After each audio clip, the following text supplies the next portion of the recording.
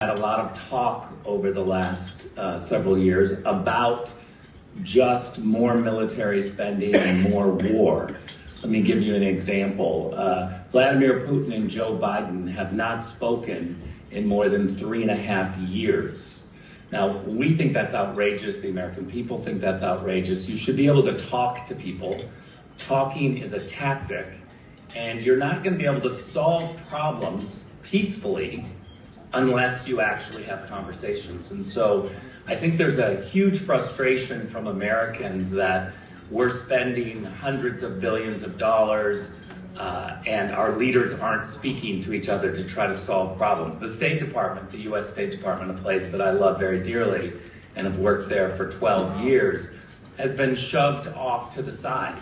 There hasn't been talks. Matter of fact, we watched as Joe Biden spent months telling the world that the Americans had intelligence, evidence, proof that there was a war about to be started. And we find it pretty shocking that there's so many foreign ministers in Europe, so many American politicians at the time who just didn't try to stop a war. If we had evidence that a war was stopping, we needed to have diplomats rush in and try to stop this war. So I think strategically, what Americans are watching is, once again, just this rush to war without having tough diplomats come forward and say, hey, let's talk. Let's try to avoid war. We think that it's immoral to not try to stop wars that are being told to us are absolutely inevitable. And let me just add one thing is I think you're going to run into a big buzzsaw in America if we have the NATO Secretary General talking about adding Ukraine to NATO. The American people are the ones that are paying for the defense. You cannot ask the American people to expand the umbrella of NATO when the current members aren't paying their fair share. And that includes the Dutch, who need to step up. And so when we have leaders who are going to talk about more war, we need to make sure that those leaders are spending the right amount of money. We need to be able to avoid war, and that means a credible threat from NATO. NATO needs to be absolutely prepared, but we need to have diplomats that are avoiding that war. And so I think the American people are frustrated, is the real summary. Various place since the lead up to World War II. I think, obviously, as Senator Ernst outlined, the unholy alliance between Russia, China, Iran, and North Korea has created a tinderbox around the globe. And unfortunately, under Joe Biden's leadership, not only has America been weakened, but I think our allies have as well. And it has created real challenges as President Trump assumes office. And I think the president is right to seek to engage Russia, to seek to engage China on these issues. But there needs to be, obviously, concrete steps taken. And, you know, I look at, for instance, the illicit oil trade between China and Iran that has resulted in a $200 billion increase in Iranian petroleum sales. That is what has funded Hamas, Hezbollah, the Houthis, and other terror networks in the Middle East. You look at, obviously, in many instances, Europe purchasing Russian gas. That has helped fund their efforts in Ukraine. So we have to look at this holistically.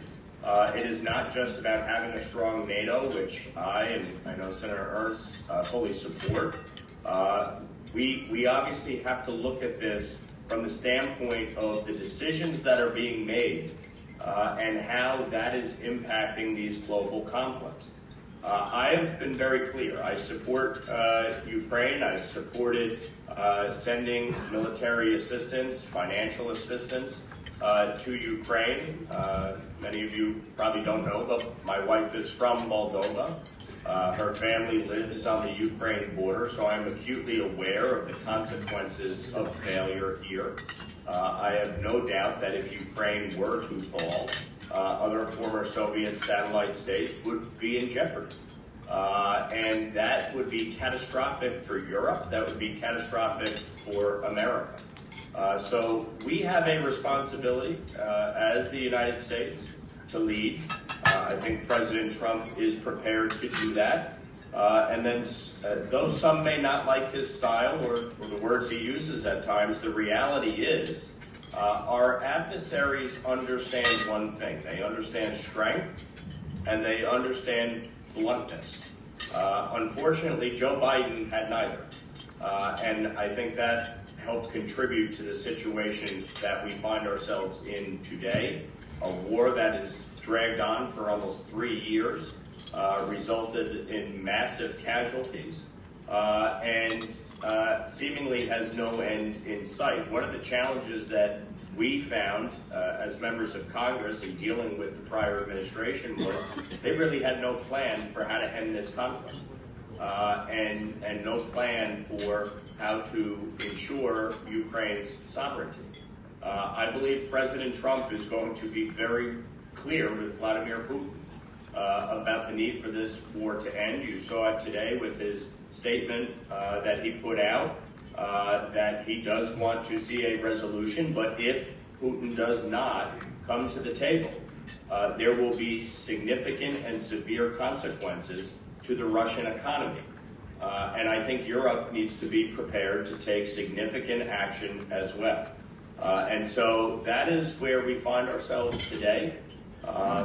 But this requires strong, united leadership between the United States and Europe if we are going to push back against this malign effort by China, Russia, Iran, and North Korea to undermine and destabilize the free world.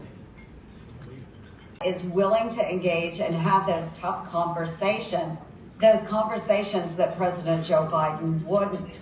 So what we have seen is President Trump, in communicating with President Putin, saying, end this ridiculous war. If it doesn't end, there will be consequences. And you've talked about the economic impacts to Russia's economy. President Trump is willing to engage, whether it's taxes, tariffs, or additional sanctions, and hold Russia accountable.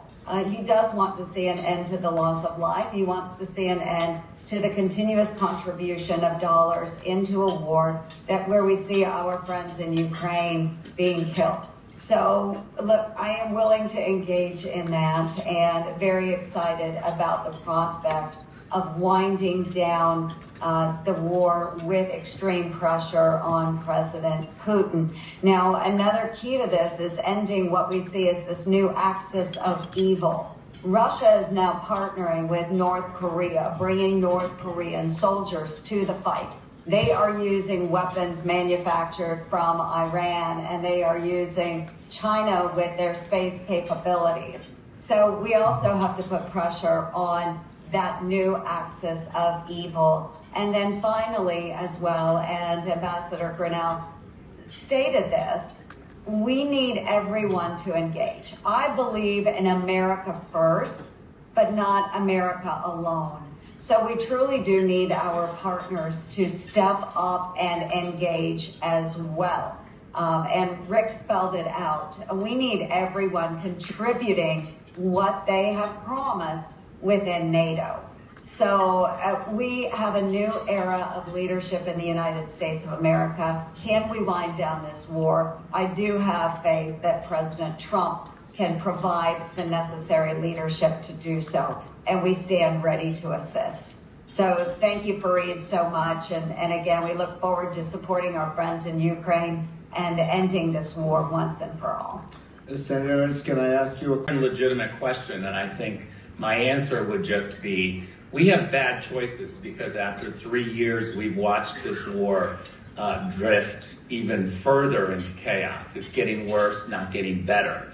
And so President Trump and the Trump administration arrives on the scene after watching, again, our leadership not even talking in the United States between Joe Biden and Vladimir Putin. And so now that President Trump is in office, I think he's been handed a terrible mess There are not a lot of great choices, but President Trump is somebody who has a credible threat and has already made clear that he's going to pressure both sides to end this. He's focused on trying to stop the killing. And so I think all issues will be confronted with a variety of different options. So what you're talking about, Fareed, I think is a legitimate option.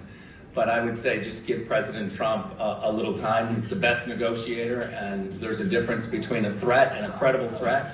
We've seen that from Joe Biden saying don't, and President Trump immediately jumping in and trying to communicate with both sides and pressure both sides to the table.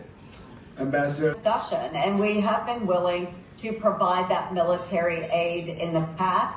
And if we are working hand in hand with President Trump to end the war, I think we can come to that agreement. I don't want to get out over my skis on this, but we want to see a victory for Ukraine. We want to see Putin put back into a box. But I do think that leadership is key on this, and President Trump will lead those discussions. And I do know that Congress is ready and willing to assist how we can to bring an end to the war. Senators.